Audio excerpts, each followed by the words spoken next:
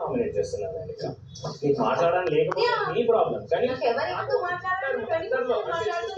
చూస్తే అందరిలో నువ్వు నాకు డల్ అనిపిస్తుంది. నేను జస్ట్ నీ ఒక్క పాయింట్ తీసుకుంటాను, అది ఏంటంటే ఓవర్ థింకింగ్. అది నేను చేశాను, అది నీకు కూడా మనం మాట్లాడుకున్నాము, అది తప్ప నేను మిగతా రీజన్స్ తీసుకోను. అదే కూర్చొని నువ్వు అదే చేస్తున్నావు. So that was a phase. అది నేను అందుకే అగ్రీ చేస్తున్నాను అవి. అది ఒక ఫేజ్ ఉండే, నాకు తెలుసు కూడా. ఇప్పుడు అందరికీ అది పాయింట్ దొరికింది, because I accepted that I రెండు రోజులు సందడి ఆలోచిస్తున్నా దీని గురించి. ఒకటే పాయింట్ కాదు, ఆల్రెడీ నాకు సార్ చెప్పకుండా నేను లాస్ట్ వీక్ కూడా నేను ఆలోచించినానే చెప్పిన.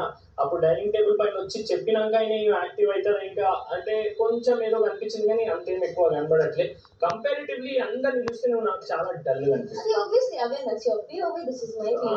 కానీ నువ్వు ఏదో చెప్తున్నావు, నాకు అనవసరంగా ఇటు అటు ఉండాలని ఉండదు. దట్ ఈస్ నేను నా జనరల్ లైఫ్ లో కూడా అలాగే ఇక్కడ వచ్చి నేను మారి ఉండలేదు.